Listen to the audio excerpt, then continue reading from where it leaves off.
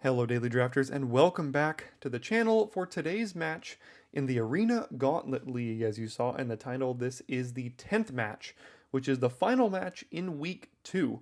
Now for those of you that have just stumbled across this video, you can check down in the description at the top of it and you can see my week 0 introduction to what this league is, how it functions, what a comeback pack is, what the deck you see on your screen is right now, and if you want to catch up to where we're at, you can go ahead and head back all the way till match 1, which was posted last week.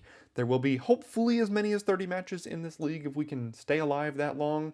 As soon as you reach your 11th loss, you are eliminated, and we're sitting at a record of 6-3, so we're trying to work our way there right now.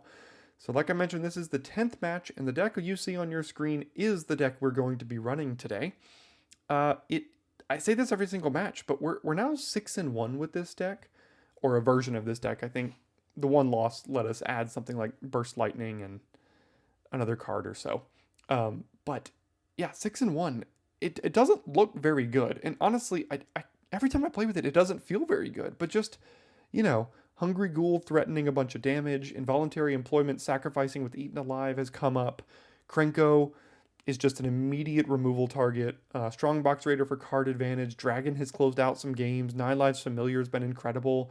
Double Goblin here in the 2-drop slot is a very aggressive start with Goblin down here as well. So it just keeps performing, and I don't really have much of a reason to change it. So this is what we're starting with today. Now, as we head into this final match of the week, here is where we stand in the standings of this Arena Gauntlet League. We are currently in 16th place with a record of 6-3. There are 121 members in this league, so 16th is not too bad at the current spot. However, our tiebreaker of opponent match win percentage is not really helping us out. And for those of you that don't know how matchmaking works, most of the time it's random. You kind of like randomly challenge someone and someone randomly accepts. You can like direct challenge a couple people. They have to be willing to accept your challenge if you want to DM them and stuff, but I don't usually go that far. I just, when it's convenient for me to play, I just go ahead and randomly match with someone. So we have to hope that that gets up a little bit as we continue to rack up our wins, because as soon as we reach our 11th loss, we are eliminated, but we are going for top 8, which usually needs a record of 20-10 or better. So we're doing our part to get there, and today's going to be one more step in that direction. And speaking of, today's match is against Fat Kitty, who has a record of 2-2, playing a Bant deck, and is in 89th place. As you can see on the left, those are our statistics before we get into this match. Fat Kitty won't be joining us on voice chat today, but that's okay. We can't have everyone on voice chat. Not everyone's available, and that's totally fine. But this is our final match of the week, and we're 4-0 so far this week, and we're gonna really shoot to go for a 5-0. If we could finish week 7-3 with a 5-0, I mean, there's not much better you can ask out of a week 2. So hope you enjoy today's match. Okay, let's dive into the final match of the week. Starting on the draw, the hand, gosh, needs some help. If I draw one of my 1-drops or something, this gets pretty good. I don't think this is worth mulliganing. I mean, this could end up pretty bad. We just play a 2-mana 2-1 that doesn't do anything, and a 3-mana 3-2 Death Touch that doesn't do anything, but got a lot of decent draws in the deck, so maybe they stumble a little bit. Yeah, Mountain is not one of them.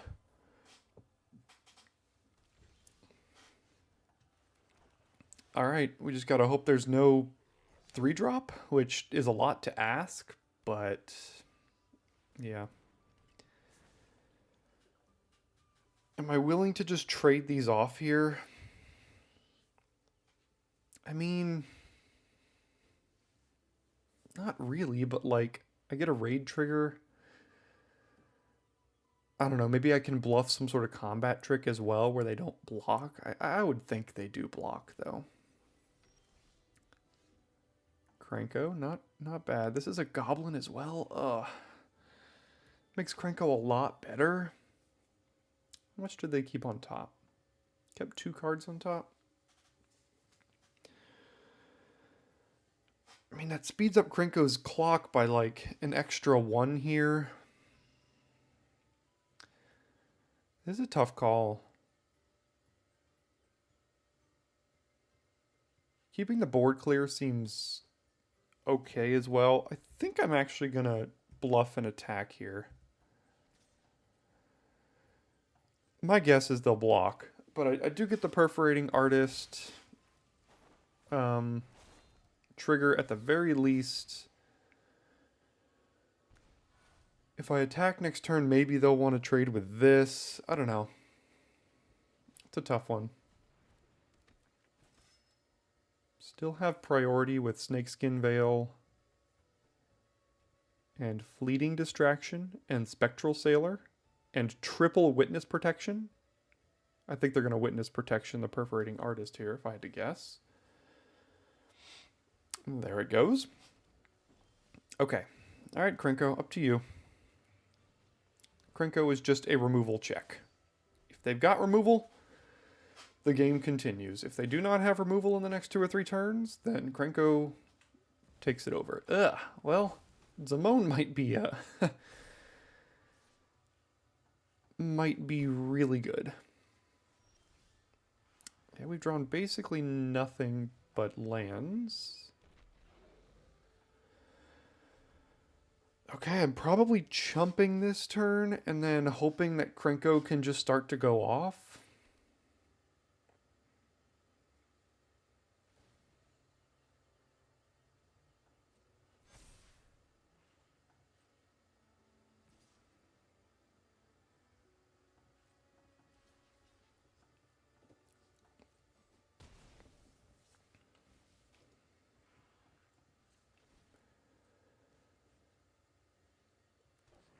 Okay, still no answer to Krenko. Gorehorn Raider doesn't really do anything here. I could attack with the Goblin, they block with Zamone, and then that makes Krenko worse. So I just have to play the Gorehorn Raider, I guess. And then pass. And as long as Zamone... As long as I can't give Trample... okay. Yeah, Zamone is a really good card. So this is going to hit for 7. Could hit for 11. Could hit for... No, it could hit for 8. Could hit for... What, 13, I guess? So if Zamone chooses to double these, it goes to 13 here.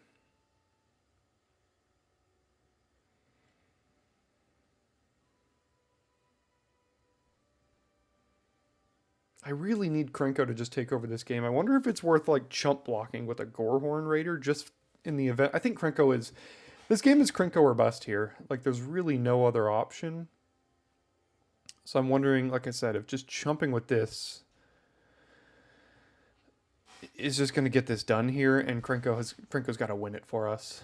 I mean, yeah. Unfortunately, they did top deck the removal for Krenko, so I don't think we can beat the Zamone here now. Yeah, now we're just drawing a bunch of lands. Let's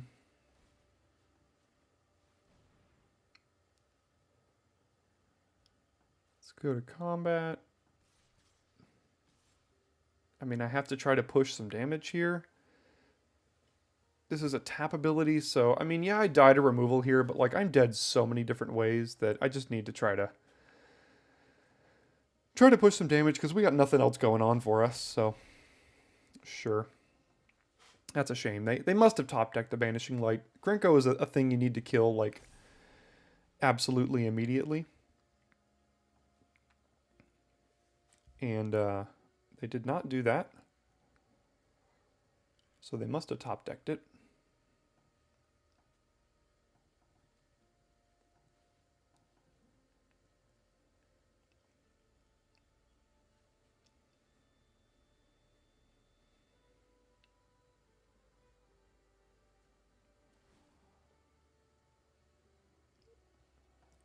Sure. Take 12.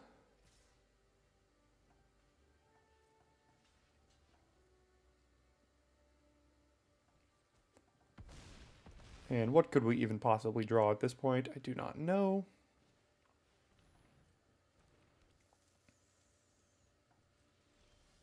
That won't do it.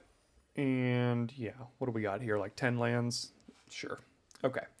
In sideboarding, for those of you that have followed along so far, we do not really have a sideboard at this point.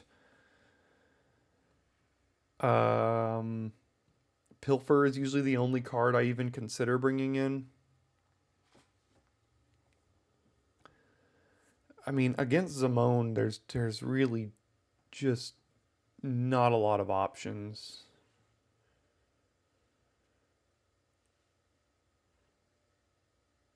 It's usually just a kicked burst lightning, and that's about it. Involuntary employment is going to be pretty good against them, hopefully. But yeah, we just don't really have any sideboarding. So we'll run it back like this. It looks like they also likely didn't sideboard. So that was a tough one. Maybe trading that goblin early on was not the right call. But now we've got the hand. I mean, this is the hand that's going to beat a deck like this. So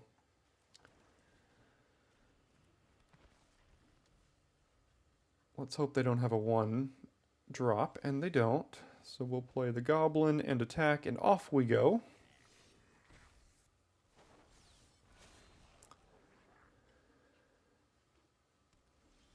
No plays, you say. Alright, well, I don't have anything else to do, so I'm not putting that much more pressure, which is good for them, but sure. If they play just like a random nothing, okay. Sure, still no plays for me though, so I guess we'll just keep attacking. And the burst lightning represents close to lethal. If they just play like one blocker, the involuntary employment... Oh, that's annoying. It's got ward, so I can't steal that. But I think burst lightning still does the trick here. So attack, they block the goblin, they take 4, and burst lightning kicks him down. Okay, that was a quick game too.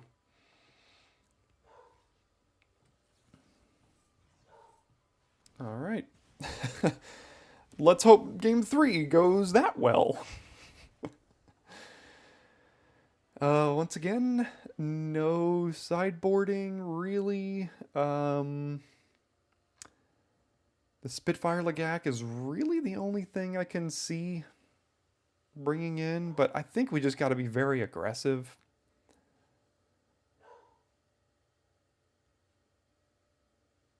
And yeah, let's hope we have that kind of draw here in game 3. And no sideboarding from them either this time. All right. Down to 1 game for the 5-0 in week 2. Let's do it. It's slow, but there's a Krenko, so I think we're keeping.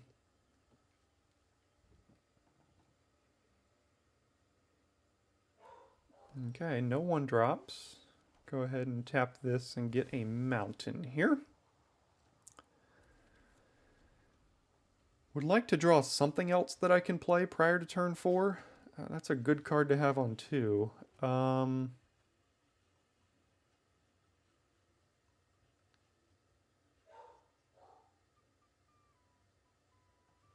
think I'll play the Siphoner. No plays. All right. Not too bad. Let's see if they get priority. They don't, so I can play Perforating Artist now. And still no plays. There is 1 Luminous Rebuke in the pool. I assume that's in the deck. No land drop. We love to see that. No plays. Okay, still getting in. All right, Krenko, do your worst.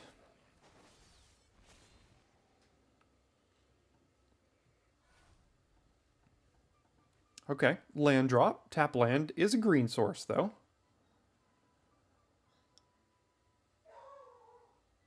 So if we draw land, we can do the Gorehorn Raider and kill the Squire here. Be pretty good. I wonder if this is the kind of game where Krenko just needs to attack instead of go crazy tapping himself. We did draw the land. Okay, let's see. I'm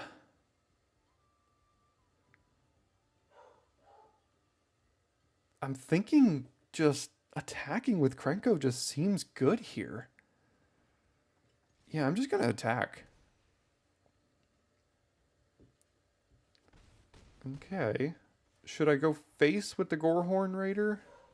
I don't think so. I think I'm gonna go here and then kind of force them to have multiple different things here now. Go to 3. And the deck did its thing, and my goodness, we've gone 5-0 in week 2. That's crazy. Yeah, I will. I don't know what to say. I mean, I don't think this deck is like super great, but you can see the power of these curves in game 2 and 3 here. It did absolutely everything it was advertised to do. So, what an amazing week. 5-0, let's keep it going. And that closes out week 2 of this Gauntlet League here, and we have finished 7-3 after this week's 5-0.